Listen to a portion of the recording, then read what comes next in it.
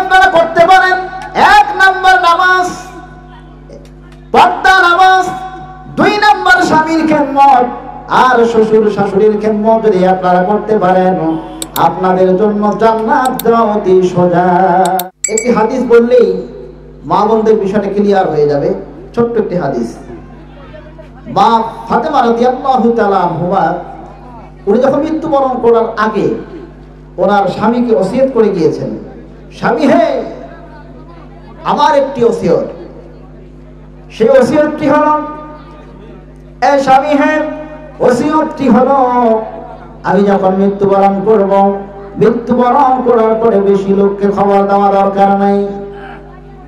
স্বামী হে, যদি বেশি মানুষ হয় তৈলে দেখবে আমার লম্বা কতটুকু, শারীরিক গঠন কিরকম, এটা দেখে আর মানুষগুলো আন্দাজ করে নেবে। মা ফাতেমা রাদিয়াল্লাহু তাআলা আনহা এত বড় লম্বা ছিলেন, চিকনা ছিলেন না মোটা ছিলেন? এ স্বামী হে, এই জন্য আমার রিকোয়েস্ট, কখনো আপনি বেশি মানুষকে খবর দেওয়া দরকার নেই। তাই করা হলো। এখান থেকে একটা বড় শিক্ষা আমার মা বোনদের জন্য। ওই শিক্ষাটা হলো আপনাকেও পর্দা করা দরকার আছে না নাই?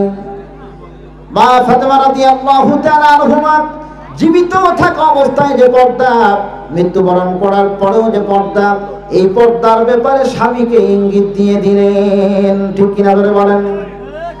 মা ফাতেমা রাদিয়াল্লাহু তাআলা আনহাকে যখন কবরে লাশ নামাবেন, অন্য কোন সাহাবী নয়, হযরত আবু যার গিফারি রাদিয়াল্লাহু তাআলা আনহু যখন কবরে লাশ নামাচ্ছেন,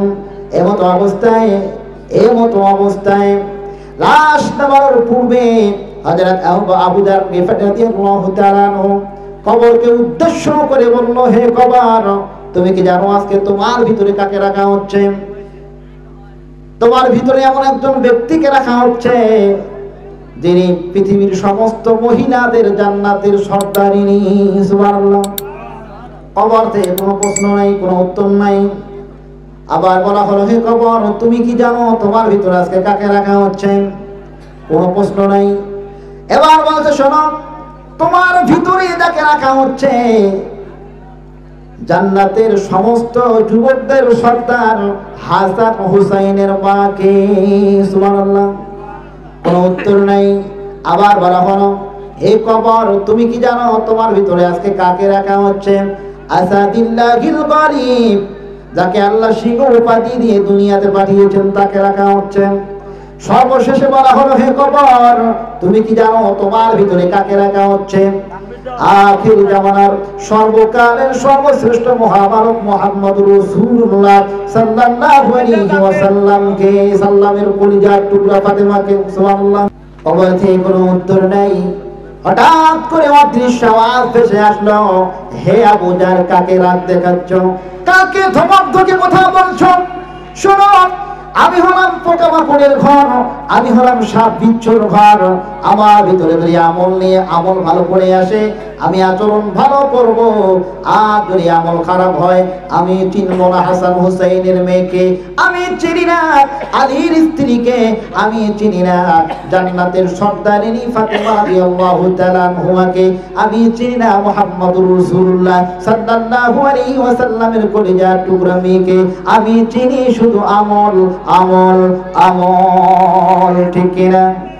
আমার মা বোনেরা, 4টি কাজ যদি আপনারা করতে পারেন, 1 নম্বর নামাজ, পর্দা নামাজ, 2 নম্বর স্বামীর খেদমত আর শ্বশুর শাশুড়ির খেদমত যদি আপনারা করতে পারেন, আপনাদের জন্য জান্নাত যাওয়া অতি সোজা। ঠিক কিনা? কিন্তু দুঃখ লাগে, আফসোস লাগে, আমরা হুজুররা পর্দার ওয়াজ যতবার করি, আজ পর্যন্ত এতদিন হয়ে গেল পর্দার ওয়াজ করে কোনো লাভ হলো না। ঠিক কিনা বলেন? কোরআন যখন কায়েম হয়ে যাবে, দিন যখন কায়েম হয়ে যাবে, আমাদেরকে গলা ফেটে আর পর্দার ওয়াজ করা লাগবে না। দিন যখন কায়েম হয়ে যাবে, আর আমরা এই হুজুররা প্রতি মাহফিলের মঞ্চে মঞ্চে গলা ফাটিয়ে চিৎকার করা লাগবে না, এমনিতেই পর্দা চালু হয়ে যাবে। ঠিক কিনা?